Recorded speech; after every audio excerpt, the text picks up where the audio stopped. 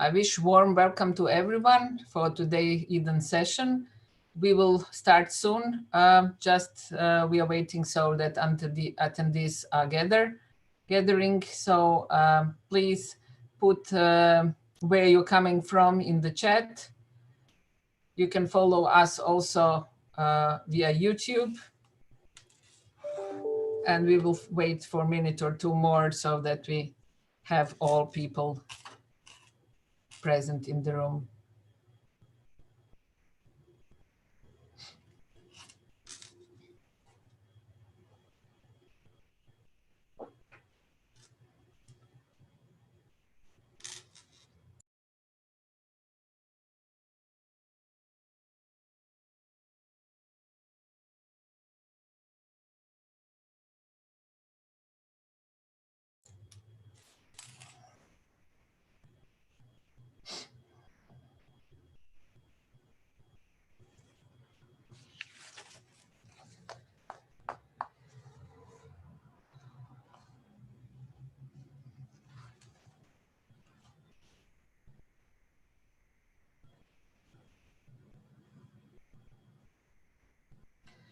So, hello everyone. Warm welcome to today's Eden session related to the education in a time of new normal. I'm very happy that we have today on the agenda the new digital action plan. Just let me briefly give you an overview of Eden initiative related to the education in time of pandemic. As you know, when we were faced with the pandemic in February, March, which affected all our lives in every sphere, especially education, Eden promptly responded, starting with the initiative Education in Time of Pandemic. And already on March 30, we started with a series of Eden webinars, practical webinars, aimed for teachers and educators to help them find out how to organize their teaching and learning online and to help ensure that all students have access to materials, to the courses, and to finish the school or academic year. We ran for 11 weeks. We had 35 speakers and moderators, over 3,500 participants. Until now, we had more than 9,100 views of recordings. Based on very good feedback from the participants for the spring initiative and their wish that we continue with this initiative, we started the autumn initiative, slightly different title, Education in Time of New Normal. Today, this is our 6th and last webinar in this initiative. So far, we have 26 speakers, over 730 participants, and till the webinar number 5, we had review recordings more than 1,000. So I'm very happy that we finishing our autumn initiative with a new digital action plan, its presentation. I think as this new digital action plan was just planned to come for our last webinar to be on time. He was recently adopted by European Commission. And definitely this digital action plan is trying to address the challenges arising from ongoing COVID-19 crisis and long-term digital transformation. I'm certain that you all recall the digital action plan from 2018 to 2020, which had priorities in a way that how to make better use of digital technologies for teaching and learning, and digital competencies and skills of citizens, educators, students, everyone, and also improving education through better data analysis and foresight. And definitely via the number of activities, there was an impact and how to enable the European member countries develop the competencies of their educators and students, and how to integrate technology, digital technologies into education process in a proper way, in a way to enhance the quality of education. I think that this new digital action plan was wisely planned in a way that it gathered the stakeholders and also the public to participate, to give the feedback, and based on their feedback during the first part of the COVID crisis, I think that very well conclusions have been made, and new priorities have been created. And why do we need such plans? Definitely so that European countries has some kind of guidance, some kind of the service where they can find the ideas and guidelines how to prepare and how to integrate their educational systems in a way that they collaborate and that they respond to the need of digital society, but also to be able to work together jointly with European countries in sharing the experience, but also enabling the mobility of the students as well. So today we have the title of the session, Digital Education Action Plan 2021-2027, Resetting Education and Training for the Digital Age. And I'm very happy to have the authors of this action plan with us. Let me introduce the speakers today.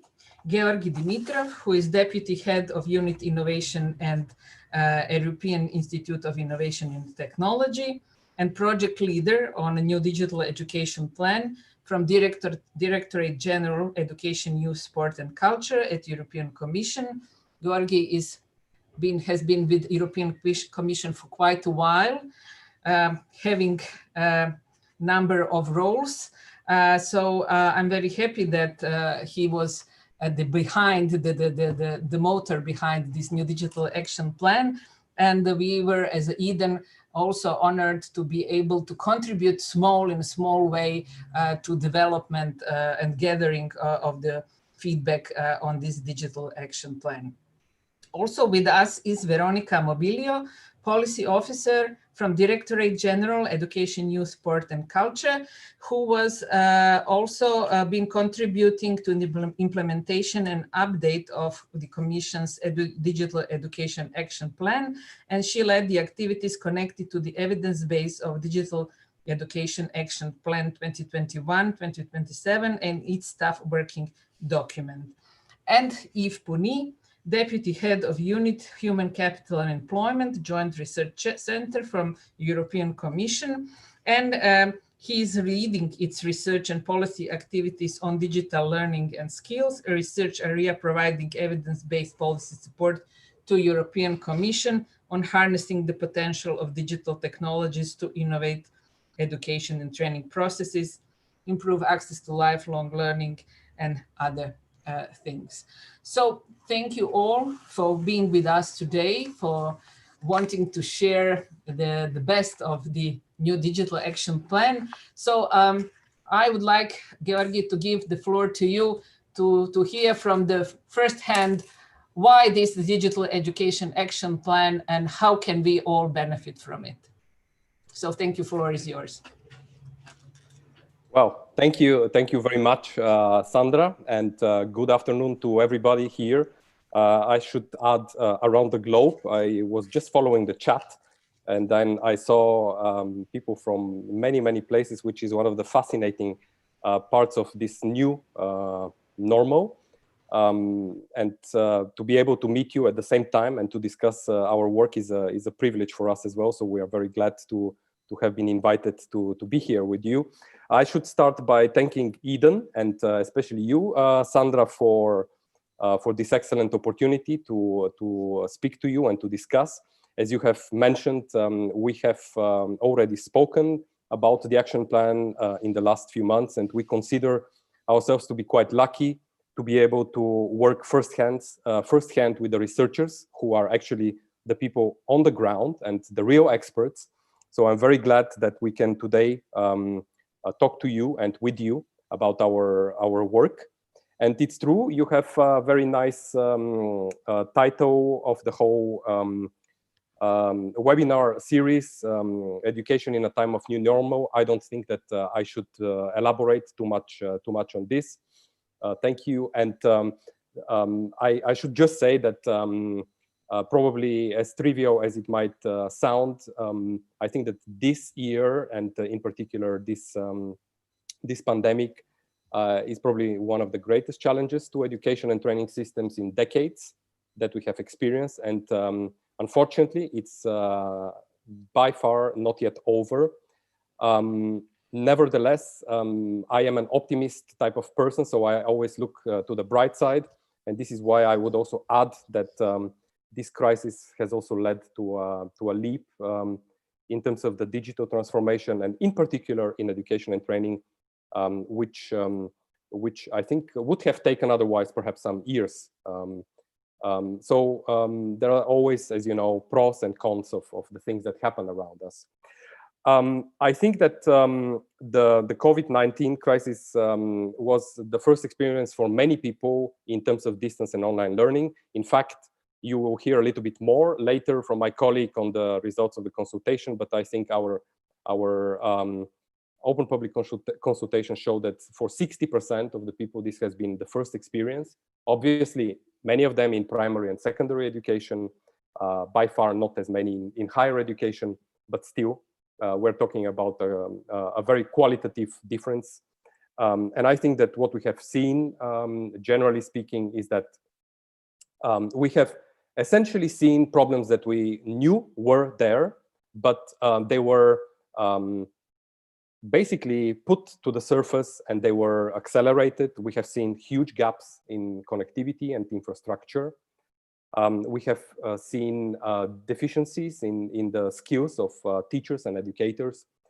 We have also seen, in particular for smaller, for younger pupils and students, we have seen many parents who were overwhelmed by the situation. We have seen also young people who have been lacking to an extent guidance and the way forward. And very important is that we have seen deepening inequalities and new divides, which are one of the most disturbing factors that come out through this crisis. And I believe that those inequalities by far do not affect only education. You can observe them in the labor market. You can see them in many, many other areas of life. In any way, this crisis has been and is an opportunity for us to reset education and training for this digital age. And I think that this is why we have put forward what we believe is a more ambitious and coordinated effort. And this is where we invite everyone, including you, to be part of it. And with this, I would like to move to the next slide. This slide has a QR code, which is handy because what you can do there is to find the documents which are behind this initiative. There are two of them, one communication, which is a shorter policy document, and one staff working document, which provides the evidence for the different actions. This will be explained by my colleague Veronica Mobilio in more detail. And I would like to also mention that since a few days, the action plan is available in all EU official languages. The action plan was adopted very recently, in fact, only 3 weeks ago on the 30th of September, and has as a main objective to foster high quality, inclusive and accessible digital education in Europe. Next slide, please. Thank you. So this is the context that we are in. Starting from the left to the right, first of all, the importance of digital education is not really as high only since COVID, but in fact was something that our new commissioner president, or at least president since 1 year ago, has put in her guidelines and has committed herself to in the form of a new digital education action plan, which we are now discussing. So this came before the crisis. Next to it is the very ambitious and concerted effort of the European Union to address the question of digital transformation and to talk about a Europe fit for the digital age. And this digital transformation, as all of you know, addresses all areas of life, but importantly now is also recognized, at least at the EU level, to include prominently education and training. This is very important because we operate in a field of subsidiarity, meaning that the competences in education and training lie with the member states, and the European Commission is supporting those education and training systems, but we are not in any way defining or, let's say, creating any new curricula, etc., etc. Next point that you, Sandra, also mentioned is that we are not starting from scratch. We have already implemented to a great extent the first digital education action plan. And this is also where I would like to say that Eden has been part of the conversation right from 2018 onwards. But of course, what is also true is that COVID-19 has been a game changer and continues to be. And first and foremost, of course, showing the importance of digital education, in particular in the modality of distance and online learning, but more generally, bringing to the surface the questions which are coming with it and the question of preparation and readiness. Last but not least, what we have experienced is an unprecedented effort at the European level to help member states to recover and to build resilience out of the crisis. This is the last box that you see, icon here on the right side, which is called the Next Generation EU, which is an unprecedented effort at the EU level, amounting to some 670 billion euros of grants and loans to support the recovery and resilience in member states out of the crisis. Let me just mention that 20% of this budget should go into the digitalization, and we hope that a very big part of these funds will go into education and training, because they are obviously one of the areas that need most attention. We can move to the next slide, indeed, and just briefly mention the very extensive stakeholder consultations that, in fact, also Eden was part of. And you see here on the slide multiple screenshots, because indeed, many of it took place online. So we're all now familiar with this type of souvenirs. But indeed, we started with some more physical conversations and then moved completely online. What you see here is a selection of some of the events with our Executive Vice President, Margarete Vestager, with our Vice President, Margarit Skinas, with our Commissioner, Maria Gabriel, but also, for example, with the Chair of the European Parliament Committee for Education and Training, Sabine Verheyen. I am mentioning all these names because there is one point that I want to make here, and this is that other than in the past, the attention that has been given to digital education this time around is much more wide. It is much more encompassing the different areas of policies, and indeed, it speaks to the importance of the subject. What my colleague, of course, Veronica, will tell you more about is also the open public consultation and some of the lessons learned. Suffice it to say here that we have received a huge number of contributions, 2,700, around 130 position papers, but Veronica will tell you much more about the details. Now, if we move to the next slide, what we are going to see is the guiding principles that we identified for, the key aspects that we identified for the Digital Education Action Plan. And here, I would like to stress that we are taking an integrated approach for technology use in education and training and digital skills. What this means is that we regard the subject of digital education, if you like, as one coin which has two parts. On the one side, it's the use of the technology in education, which needs to be purposeful, pedagogically sound, and safe. And on the other hand, we have the question of improving digital skills. We are going forward with the extension of the scope beyond formal education. This is very important because we are looking into lifelong learning now. I'm mentioning this because in the first iteration of the action plan, we have focused only on formal education. Then, learning from the lessons in the last 2.5 years, we are extending the duration of the action plan in order to align it better with the programming period of the EU. It's about being in sync with what is happening elsewhere in other policy areas.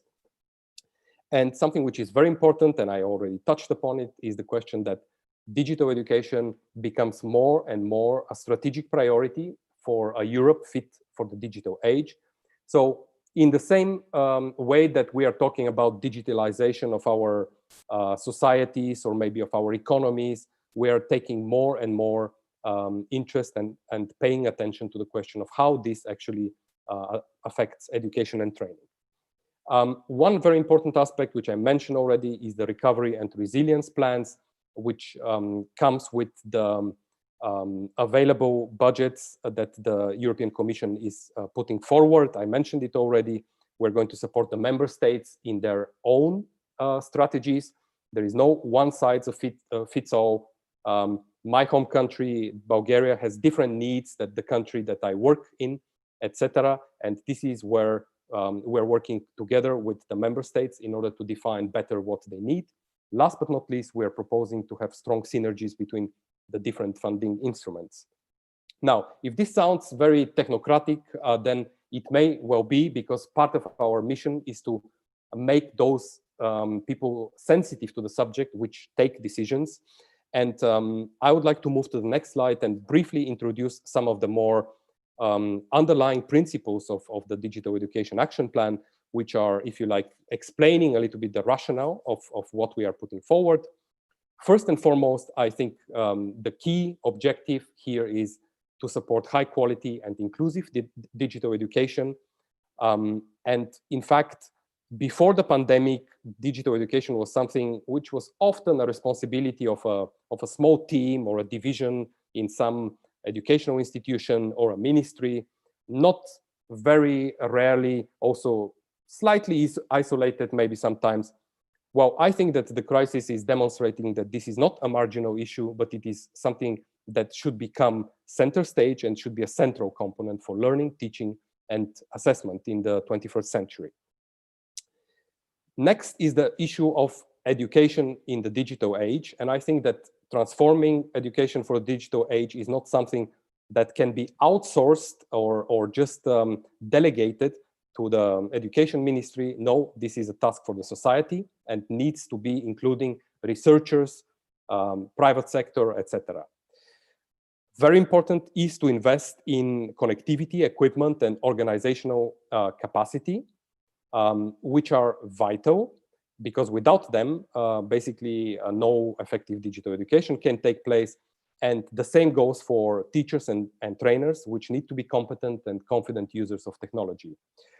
Very important point is the question of digital literacy, which is essential because it, in fact, enables, first and foremost, a better understanding of the digital world. So we are talking about computing education, computer science, informatics, but we're also addressing the question of advanced digital skills, which is a natural part of the skills needs, and is more, as we know, needed, more and more needed for the digital transformation of the society and the economy.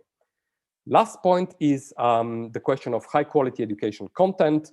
And here, what we have observed through the crisis, but also in the longer term, is that we need high quality education, digital education content in order to be relevant, in order to have high quality and inclusiveness of our education and training systems.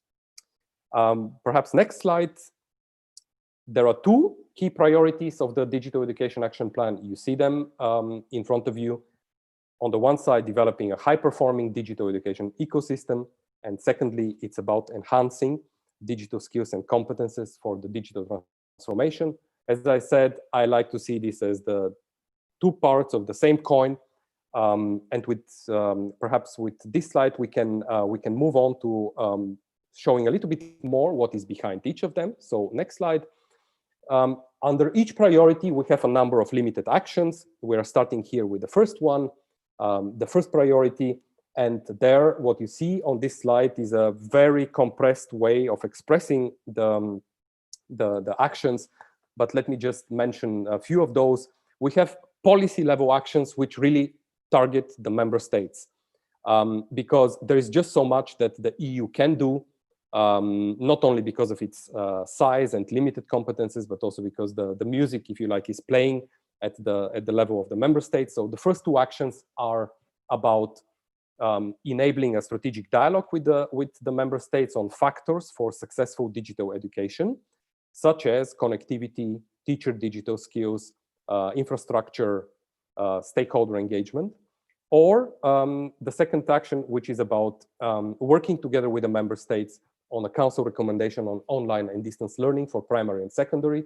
Why on those two fields? Because we know that in higher education, distance learning is much more advanced. In primary and secondary, it may well not be necessary also to be so advanced, but it definitely lags behind, as we see from the data, in multiple regions or member states of the European Union. Then action number 3 is about the need for a high quality digital education content, which I have mentioned. And here in particular, we are thinking about the feasibility study around a possible European exchange platform. Why? Because we are considering how to create better synergies between existing platforms and also to perhaps enable more high quality digital education content creation, for which there are a number of quality criteria which are necessary. Not surprisingly, action number 4 is about supporting connectivity and making use of existing EU support for broadband investment, for digital equipment, and e-learning applications. And this is the context of the recovery and resilience plan.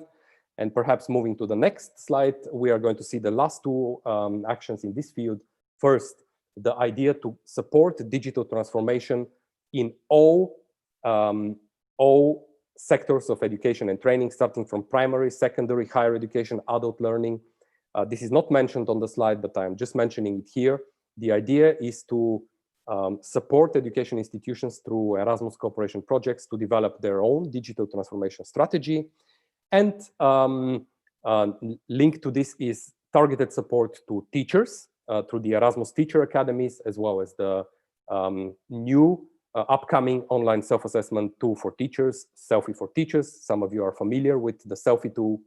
And then last but not least, under this priority, the idea of how are we going to deal with the more and more, let's say, emerging role of AI, and how we can develop ethical guidelines on artificial intelligence in teaching and training. Perhaps moving to the second priority is then the question, what are the actions which are under the enhancing digital skills and competences for the digital transformation? Well, here, obviously, as the priority is saying, we would like to promote the development of such skills and competences. But what are we going to do concretely? Well, we're going to essentially support the competence development in the digital field in a number of different ways. First of all, creating guidelines to foster digital literacy and tackling disinformation through education and training.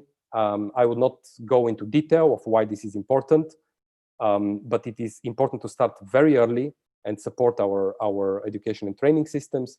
Then updating the digital competence framework, which my colleague Yves Puny will also mention something about.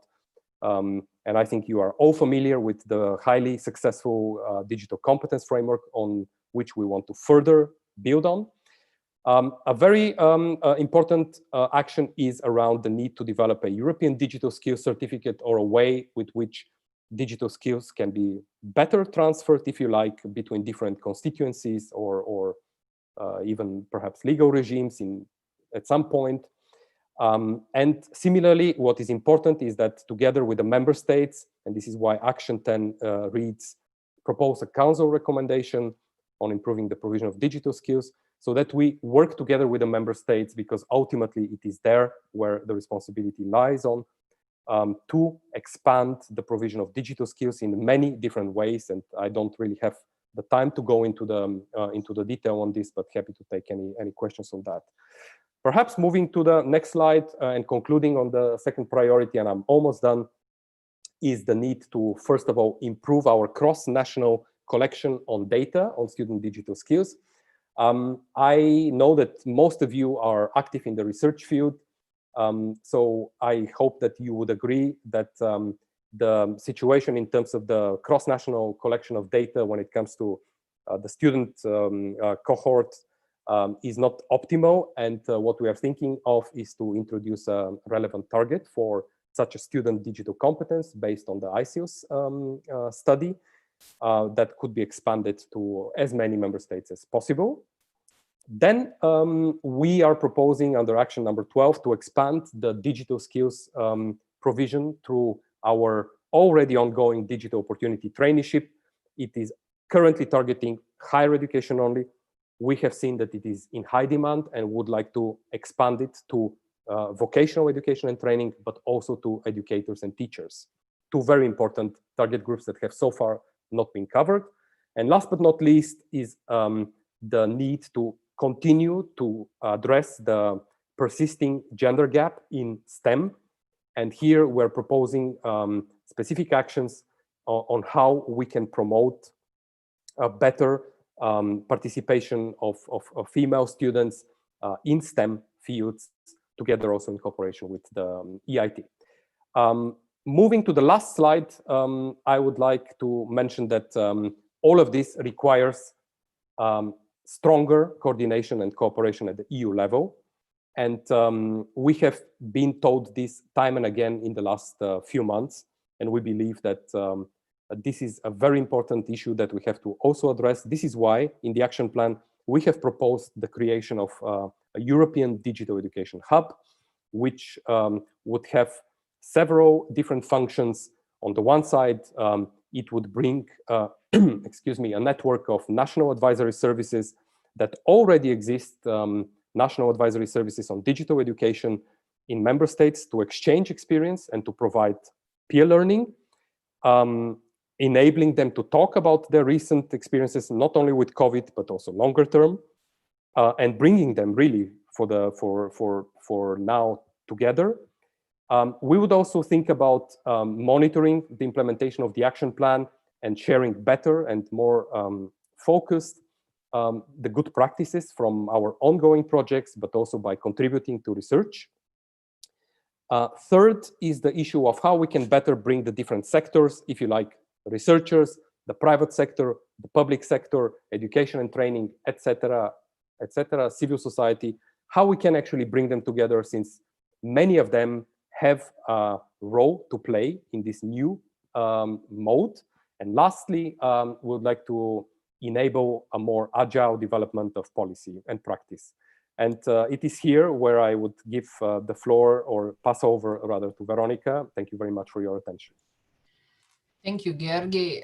Well, it was music for my ears, because I work here in Croatia as in SRCE as we are national coordinator for supporting higher education institutions in e-learning, and sometimes we are feeling like we are like Don Quixote fighting the windmills in a way that we do not get enough support from the ministry or from the government in our work. And so I have a question for you before we go on. What do you think, how can a teacher, researcher, or for example, institution working on this topic, like supporting teachers and educators, how they can contribute to realization of this new digital action plan? So I want to be very pragmatic here, because I took a lot of time already of your attention. I would say by identifying what is interesting for you. I have taken the time to put forward 14 different aspects, And you can actually further break them down. What is very important is that we identify, first of all, or you identify, or the relevant institution or the relevant teacher, the right interesting point or the research question or whatever it may be that is really the core interest. It could be disinformation. It could be how institutions manage digital transformation. It could be how to better cooperate with the private sector. There could be many different aspects. I think that this is the first step. The second very important step is that we, let's say, find out about these different interests. And I think that this is a conversation that we do also because we would like to find out what is relevant for you as a stakeholders. But we are going to create in the future more opportunities on how to perhaps together address some of the problems that we identify. There could be different ways of doing this. There could be projects that support this through the Erasmus program. There could be perhaps events such as this where we can maybe discuss some of the questions. There might be other opportunities such as working groups that we would have to create, and I could not go into this level of detail, but for some of these actions we're going to do that, set up working groups. And in fact, you are part of Delta, the Delta working group. Yeah. So you know more or less that part of the question. So let's start by identifying what is the right angle for your interest, and then reaching out to us. I think that our commitment is that we are listening to you, and that we together, as much as possible, define the answers to the questions. Thank you. Okay, so let's go further in a way so that we are able to hear everyone, and we will have questions in the end. We already have some questions, but now I'm giving floor to Veronica to give the part regarding the research that was done in order to prepare the new digital education action plan. So Veronica, please, floor is yours.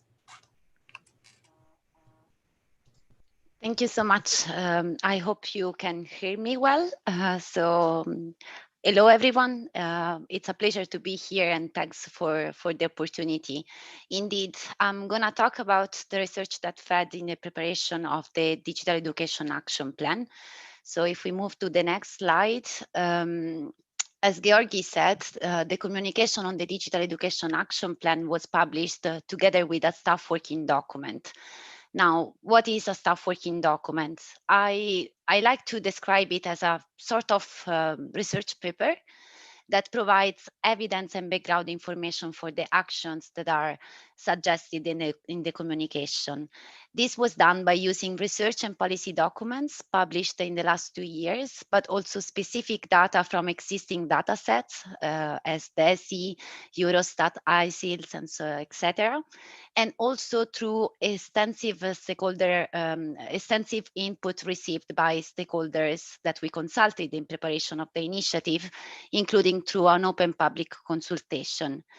Now, today I decided to focus on the OPC, on the open public consultation, because even though we cannot consider the results representative of the European population and the European member states, they are very useful to actually confirm few things that we see emerging from research, ongoing research on the topic. So if we move to the next slide, here you can find sort of overview of the OPC replies. Georgi said that we got 2,700 replies. These are from 60 countries. People could reply in a personal capacity or on an organizational capacity. So the majority of them replied on a personal capacity, and the majority of people in this case were educators and parents. Of course, on the other side, between those that replied on an organizational capacity, the majority of them were education and training institutions. This to give you a sort of overview of who replied to the OPC. In the next slide, you find a recap of the main findings of the OPC that I think they were already well described by Georgi. In terms of describing the situation that we saw happening in many countries when it comes to the COVID-19 crisis and lockdown period. Parents were overwhelmed, learners were missing face-to-face interaction and guidance, educators were struggling due to low capacity of their institutions. The situation was not positive. This comes out very clearly from the OPC, but there is a positive side. And the positive element is that many of the respondents saw the crisis as a turning point, as something really having a long-term impact on education and training. And the quote that I put here in the low, on the right, in the low part of the slide, I think is very nice because it says it very nicely why we suggested an integrated vision for digital education in education and training. If we go to the next slide, here I put these three charts, which are about the use of online and distance learning before, during, and post among brackets, the COVID-19 crisis. So we can see on the left that 59% of respondents said that they didn't use online and distance learning before the crisis. The use of online and distance learning increased largely during the crisis, and the data that we collected through the OPC say and confirm that their use is likely to increase also in the future, at least to a certain extent.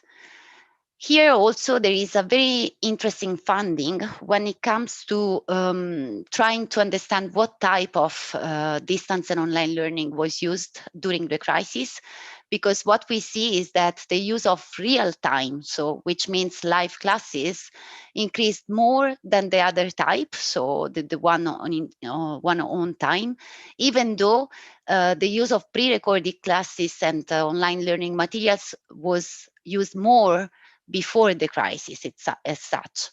So this seemed very interesting to us because it somehow confirms that when education and training institutions closed, the most feasible solution was the one of transposing the lessons online and trying to keep the learners engaged by delivering to them online classes. So that is very interesting to us. In the next slide, you can find another very interesting finding. We asked the respondents to actually tell us what they thought about the measures that were implemented at national level. You can see from the charts that the majority of the people were happy about the measures. They considered them successful. But actually, when you go deeper to try to understand who said what, we found a very big discrepancy between education and training staff and parents and learners, with the first ones being way more positive than the others. So somehow the crisis helped educators to get to know digital education and to use it. And somehow they are also happy about what they managed to do considering the situation. But on the other side, learners and parents struggled a lot throughout the process. There are also a few other interesting elements when it comes to the success of the measures, which are related. The first point that I wanted to make is that the satisfaction appears to be higher at the higher education sector, confirming somehow that there was a higher level of preparedness in online and distance learning. And the second element is that the OPC results confirm that the vocational education and training was the education sector that somehow struggled the most in ensuring continuity of education and training. In the next slide, this is actually also very interesting. So it's about what people needed during the crisis and they didn't get. So if you go through, so what you find here is the most selected element by each target group. If you go through the table, you can see that there is a very nice parallelism between learners and parents and education and training staff on the other side. Learners and parents basically focused on interaction and guidance that they were really missing, while on the other side, education and training institutions focus much more on the enabling factors, especially from a technological point of view. So they mention very often connectivity and infrastructure as something that was really a problem during the lockdown.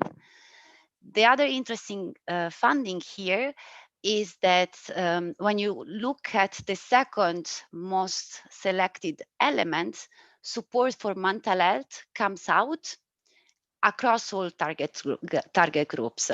This is something that we expected somehow, but to be honest, it was also a big surprise from the OPC. And it's something that, considering the still ongoing crisis, this is something that policymakers and stakeholders at the national level will need to look into in the future. In the next slide, here you can see the challenges for digital education in Europe on the right side, and then on the left side, the elements that allow education and training institutions to improve their use of the digital technologies for teaching and learning. The challenges are the ones that basically Georgi mentioned: inequalities, infrastructure and connectivity, teacher training and skills, the lack of plan and visions for digital education, and the fact that online content available are not always high quality and addressing the needs of education and training institution. When it comes to the enabling factors, the most quoted element is competencies of teachers. And this surprisingly comes even first, even before having a strategy and a vision for digital education. Then, of course, other elements that are crucial are the resources available, the platforms that needs to be secure, and ensuring connectivity and infrastructure to participants. You can see that from Georgi's presentation, we try to address all these elements in the new action plan, and we will make our best to keep working on these elements in the best way possible. In the next slide, I think we go to the digital competencies. Here, not surprisingly, people in the OPC, participants of the OPC highlighted a lot the fact that the crisis increased somehow the importance of digital competencies. And particularly, they stressed the importance of digital literacy as a key component of digital competence that everybody needs to have nowadays. So this is a very important funding that we found. The other important element is that 62% of participants declared that they believe that they improved digital skills during the crisis by teleworking and by using online and distance learning. But the key finding is that half of them wants to keep improving the digital skills in the future. So this is a very important funding, and what makes it even more important is that this is particularly true for education and training staff. So educators and trainers, they really have light, okay, I learned throughout the process, but I want to get better and to be better in the future. The other important funding on the digital competence is that when you look deeper and try to understand what type of digital competence they would like to improve in the future, creating digital content creation comes out, which means that the crisis helped the educators understand that if they have to move to distance and online learning, they need to be confident in creating their lessons, in customizing them, and in using digital tools for, let's say, the learning process in a comprehensive way. While on the other side, for learners and parents, the most important competencies relate to safety when navigating online, and also protecting data and privacy. So there is different perspective, let's say, between the different target groups. In the next slide, you can see sort of recap of what respondents said when it comes to the role of the European Commission and the European Union. Here again, what is really surprising and it's really striking is that, again, support for teacher competence development is a leading area of support, is the most important one. And then connectivity infrastructure, capacity building support, disadvantaged groups, and quality of online content come as following elements. But as Georgi said, I think the most transversal element that we can see really clearly emerging from the stakeholder consultation that we have been running since March until the very end is the need for more cooperation across different stakeholders. This is a very important funding, and it is the reason why we suggested the creation of the European Digital Education Hub. And if we go to the next slide, I would like to stress that actually this was also one of the fundings of one of the specific stakeholder consultation that we have been running in preparation of the action plan. Back in August, in cooperation with the Joint Research Center, we organized a research workshop engaging researchers from different member states working on investigating the impact of COVID-19 on education and training. We had an online session, of course, and a very interesting discussion to try to understand what is that we know and what is that we don't know and we should know in the future. And outcomes of that conversation are very important because, again, the need for cooperation came up very strongly. And in particular, researchers stressed the need for better links between the research on one side and the policy making on the other side, which means that we are very much aware of the need to open this dialogue, including the research community, which is from our perspective, a very important stakeholder to include in the dialogue around digital education. And the other key element that came up very strongly from the participatory workshop with researchers is the need for further research looking into the future of education and training, which is actually what Yves is gonna present in a few minutes. If we move to the next slide, I am over with my presentation. I hope that I did manage to stay in the minutes that I was given, but I wanted to say that if participants in this webinar want to know more about the OPC results and the stakeholder consultation, in the staff working document there is an annex dedicated to it. But most importantly, we recently published a new report co-authored with the JRC, who support us in analyzing the replies to the OPC. And this report is really about the fundings, a very deep analysis of the fundings of the OPC. And I put here a link where you can actually access it because it's not in the same page of the communication and the staff working document. So I only thought that it might be useful for participants to have the reference on that. So that's from my side. Thank you, Veronica. Very good, the points. I think that the numbers, the percentage show that really high relevant things that we should put focus on, and maybe this discrepancies with between educators and learners and parents on the other side. It's very important to see how each of them is looking to the education as such, you know, from different point of view. So this is something definitely which should be put focus on more so that we all have the same idea and get the satisfaction how actually a digital education should look like. I'm certain that the majority of teachers have been doing online teaching in a way as emergency remote teaching. So definitely the definition of online education and online teaching and learning was different between teachers and learners. So yeah, maybe just one question for you. Is there any overlap between this action plan and European Union Green Deal in terms of resilience and recovery?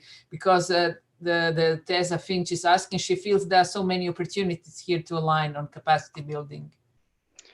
Yeah, I mean, from my perspective, there is an overlap in the sense that these are two very politically important objectives.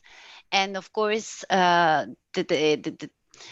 fostering digital competence development means also contributing to the green transformation. So we need to work on the two pillars in synergy to make sure that the two objectives reinforce each other's. And actually, this is also what we have envisaged for the Digital Education Action Plan. Thank you. Let's move on now to Eve. So Eve, what is Joint Research Center preparing for us now? Hello, good afternoon. Thank you, Sandra, and thank you, Eden, for organizing this webinar. Thank you also, colleagues, and everybody to be present today. So, okay, I'll try to be short because we are running out of time. As Sandra said, what I will try to do is very briefly, and also my colleague Veronica and Georgi also mentioned that actually we at the GRC, we are part of the in-house research laboratory of the European Commission. We provided a lot of support and analysis to the Digital Education Action Plan, a lot of evidence, a lot of research, analysis behind it, and we were working very closely together with them to actually provide as much as possible the good and most recent evidence to back up the Digital Education Action Plan. And actually, you can find that, as Veronica said, in the staff working document, where you find a lot of references to studies and analysis. Of course, not only to our own research, but obviously also to very good research which was provided by colleagues outside of the GRC. Next slide. But what I will very briefly present to you, and actually this list of the GRC recent publications, these data and analysis has actually also already been taken into account in the DEAP.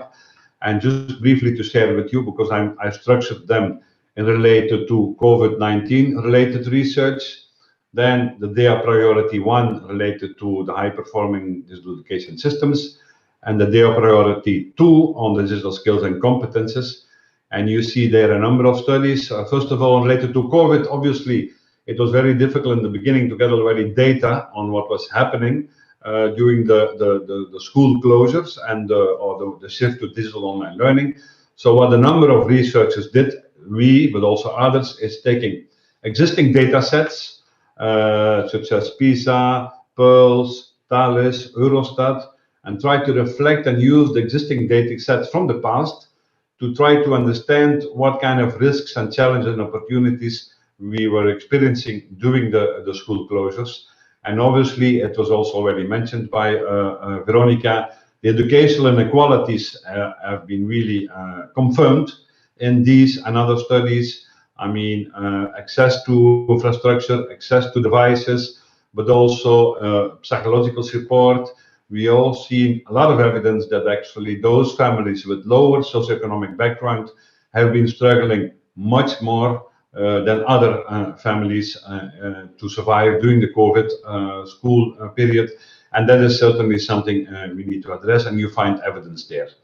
Then also related to Priority 1, we actually very recently released a couple of weeks ago a report on emerging technologies and the teaching profession, looking at developing near future scenarios on how the teacher's profession is changing through the use of these technologies, and actually trying to raise some of the ethical and pedagogical concerns that are also mentioned in the Digital Education Action Plan.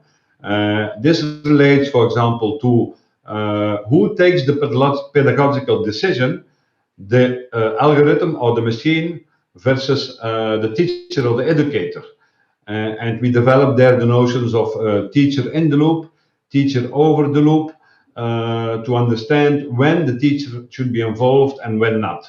For example, in low stakes educational decisions, the algorithm can take decisions, but when there are high stake decisions to be made, then obviously a teacher or pedagogical decision needs to be made by a human and not by the machine.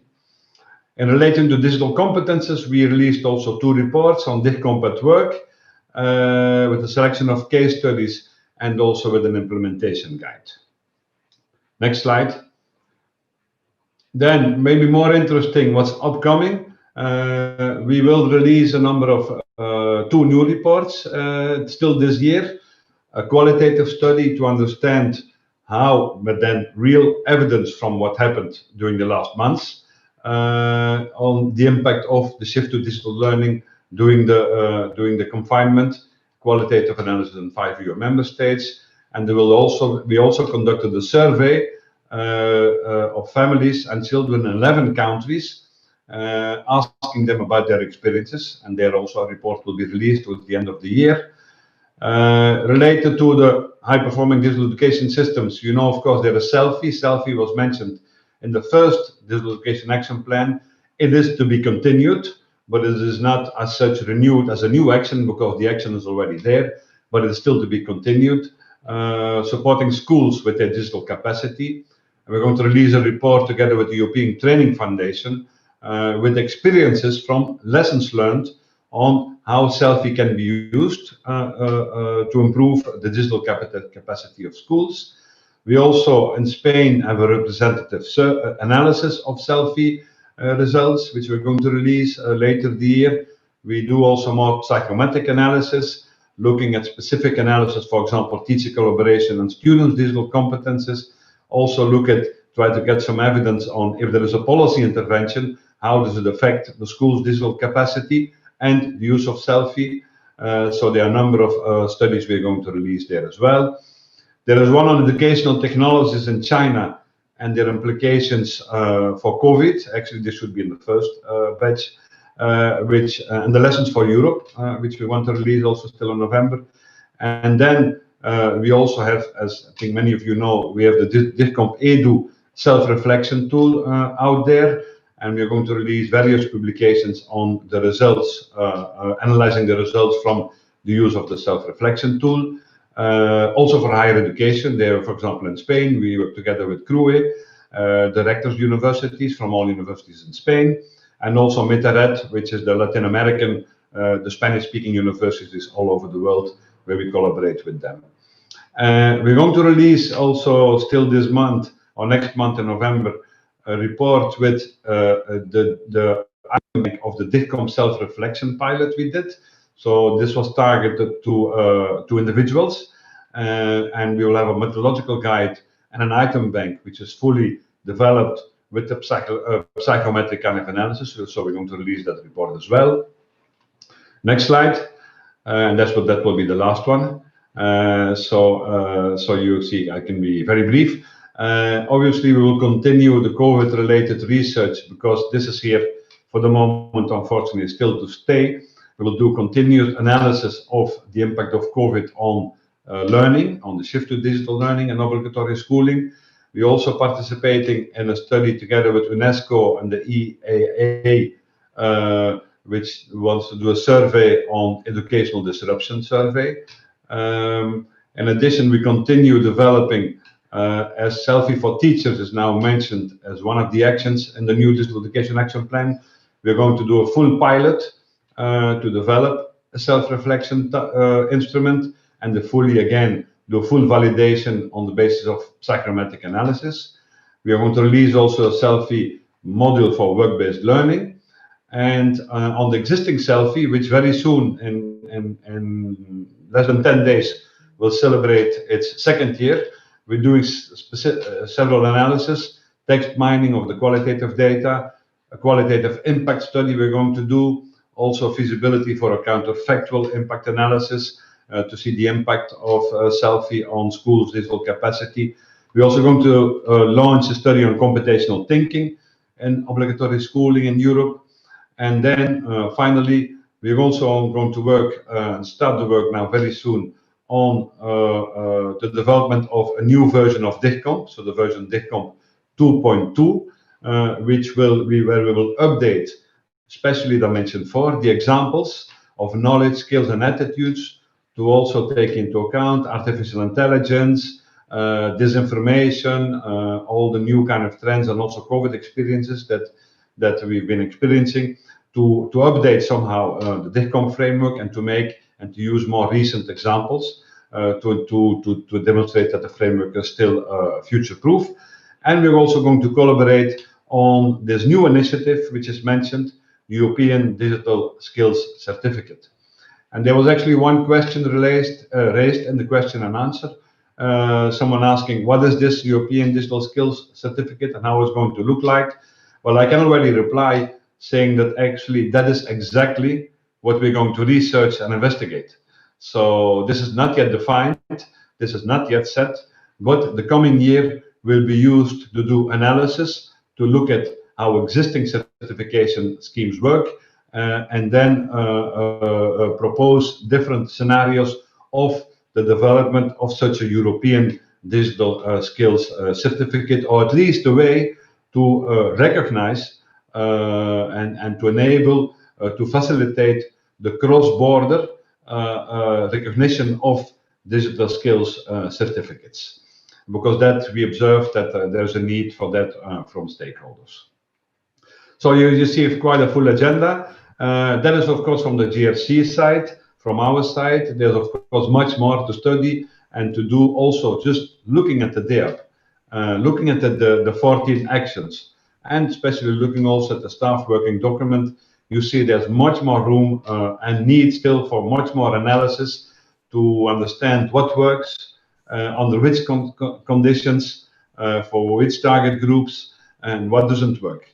So we still need to improve that evidence-based, and we will work with that. We will work on that at the GRC, but of course also with all relevant research institutes outside of the GRC, with Eden, with other networks. I mean, because we are, of course, in a definite need to get good evidence, good analysis to improve the digital education and the digital skills in Europe.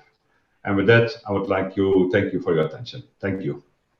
Thank you, Yves. Really high number of activities. You are busy as always. I see very good news about this number of reports and issues that you will be researching. Eden is, of course, always here to help in research, but also in dissemination of the results and helping to gather people and community to participate. So we have a number of questions. At the moment, I'm opening now the floor for the questions. Maybe I will start the questions from this point of view.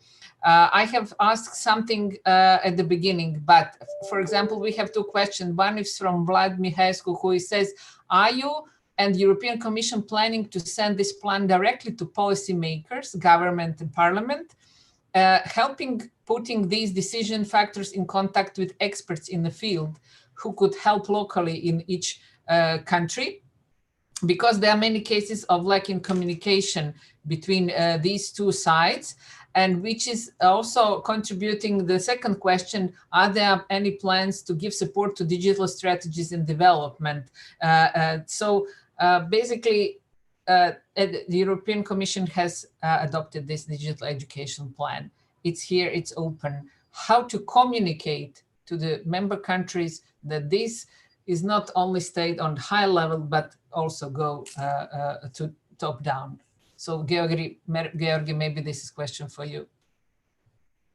Yes, thank you, Sandra. I think the question of Vlad Mihescu is very pertinent because it's a problem that many big organizations have in terms of communicating externally. What we are going to do is that we are going to present this action plan to the member states. In fact, we have already done this in the format that we work in Brussels with the people who are responsible for education and training, which are those that come from the ministries. And we are doing this not only once, but we're doing this multiple times because the level of detail that they request is much different than what we have been able to cover today. So we are indeed doing this. In fact, tomorrow morning, we're doing exactly this over 3 hours. This is not going to be sufficient though, and we are going to have a more, I would say, wide-ranging communication around the action plan. We will communicate through the ongoing, let's say, channels that we have through the Erasmus channels, but also through the future activities. I have mentioned that one of the ideas through the European Digital Education Hub is to bring the different stakeholders together, because I think it is very important that we reach out to those stakeholders that are not necessarily part of the policy-making process, but are directly affected by it, or can contribute much more. I think that we are in exactly such a domain that we should reach out. So yes, you're absolutely right. We need to communicate. And secondly, to the question of the digital plans and strategies, I have mentioned in one of the actions, and I refer you to the action plan, the support to digital transformation plans for all type of education institutions, primary, secondary, higher, and adult education institutions that will be supported through Erasmus cooperation projects from 2021 onwards in their digital transformation plans. And this is a very broad subject. So there will be a lot of opportunities for education and training institutions. Thank you. Thank you. Thank you for this answer. Very good. This is very important. The communication part, I think it's highly appreciated, because basically only via communication we can get things spread further. Okay, thank you. Let's move to the next question. Maybe Veronica here can answer. We have a question from Maya Quinn. She said she's asking regarding the European Digital Education Hub. How can an organization get involved to get and share good practices, where we can keep track on news about this? This is a very hot question, I would say. Georgi, I think can confirm. Yes, pass it, yeah. Go ahead. Okay, you heard. Thank you, Veronica. You heard that it is hot, which means that it is very, very important for us. And no, but coming back to your question, so I think that this is one of the brand new and let's say ambitious ideas of this action plan, and this is going to be very much work in progress. So what you can do in terms of keeping track on the news, because this is your question, first of all, on finding out what is happening, is to stay in touch with some of the channels that we use. For example, the EU Digital Education Twitter channel, where we communicate on all our activities related to the action plan. So I invite you to use that channel at EU Digital Education. More generally, what we plan to do is to build up activities gradually over next year, and next year to be able to come out with also a website which would be featuring the different activities that are related to the Digital Education Hub. But first line of communication, I would say, would be our social media channels, just to find out what is happening, stressing that this is very, very open process, and it is very much work in progress. Thank you. Thank you. I want to address myself as well question, but we have also one question related to the open access and open educational resources. As you mentioned in the digital education plan, it says high quality and inclusiveness of educational content. It didn't go further. I was reading the digital education plan, but I didn't find that open education and open access is mentioned there. Do you think, did you plan to push this as well as importance of open education in the terms of quality and the accessibility to everyone? So who is willing to answer this question? I can start maybe with some remarks, and if my colleagues would like to mention other aspects. Now, the open education resources issue is not new for us, and we have been strongly advocating this since, you know, the opening up communication, for example. This is 7-8 years ago. So yeah. I don't think we should be repeating things that are, let's say, already on our agenda. But more generally to the question of content, I think that what we are promoting here is not closed or open systems. We're promoting a level playing field where choice is available, and where the question of effective and open and inclusive platforms can be decided by the needs, in fact. So we're not saying that one is better than the other, one platform is better than the other.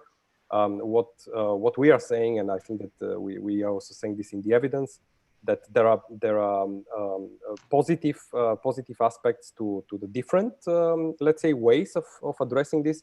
It is very important that we acknowledge the strong network effects of existing platforms. We cannot ignore the fact that all, let's say, you know, 5 leading platforms for online education are outside of the EU. We cannot just make it unhappen because we, you know, we just want.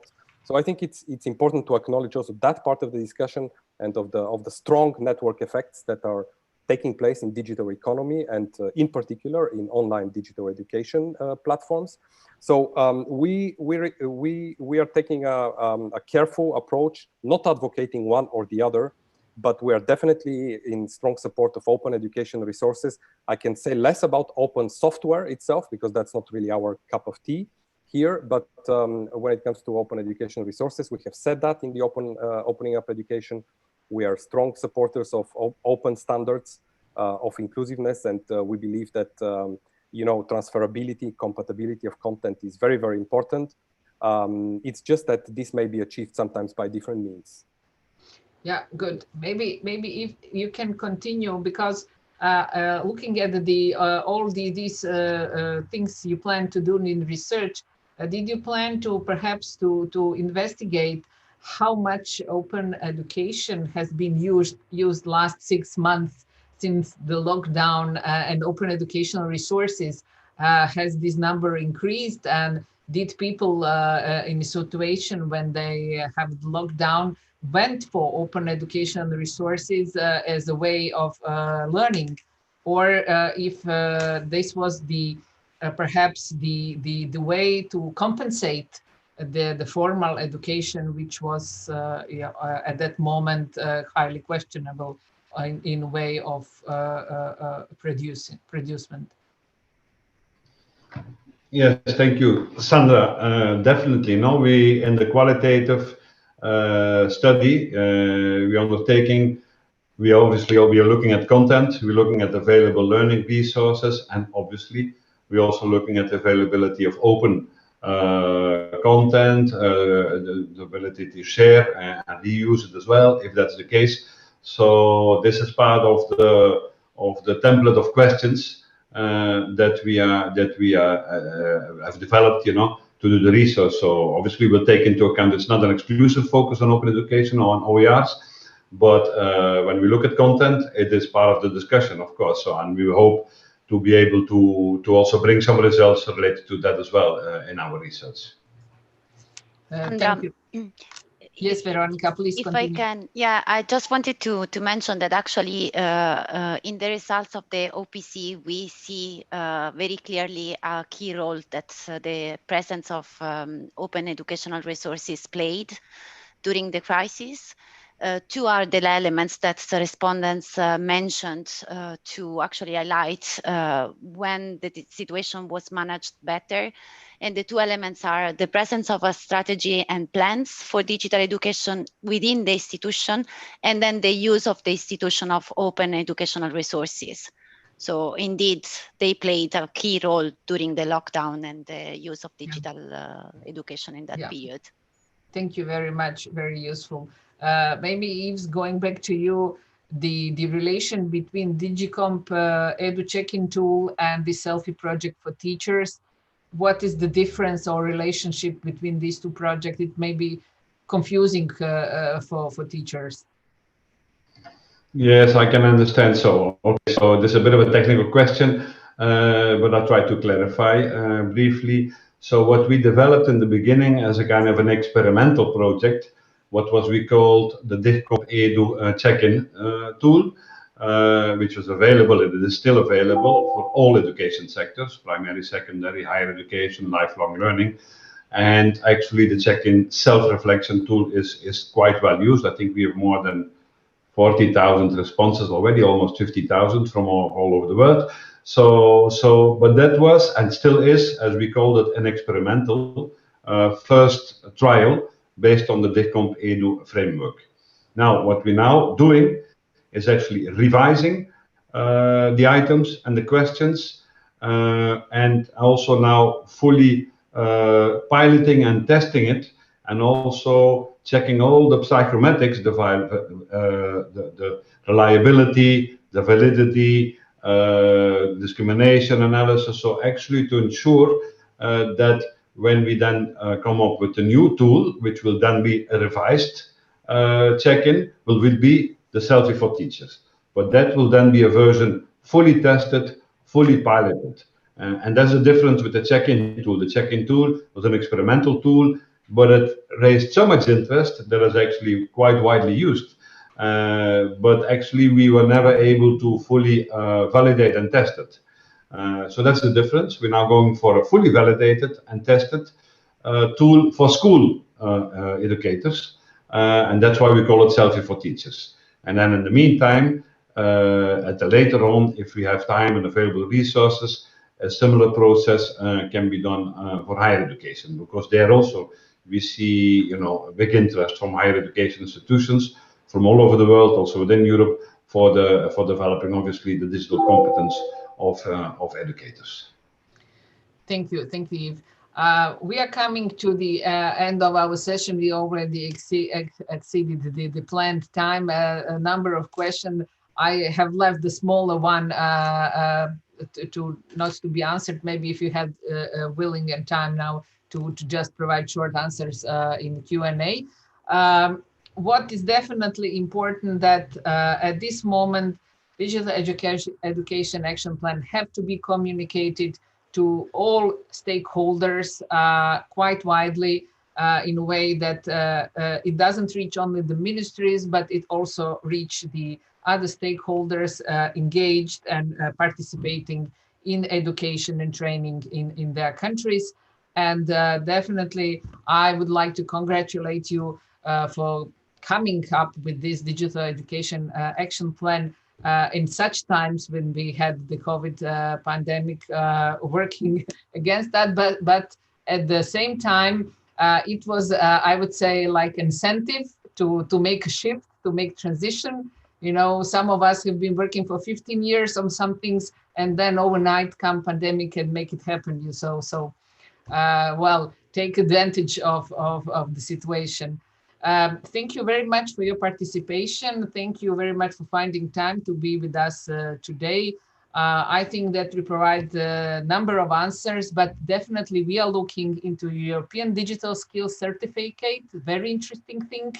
I'm certain that it will be a highly recognized and interested among all of us, and definitely digital education hubs as a space for collaboration and sharing know-how. We would all like to engage there and collaborate. So looking forward to this item especially. So thank you again for being with us today. Bye. Thank you. Bye-bye. Thank you. Bye. Bye, and thank you very much. Goodbye.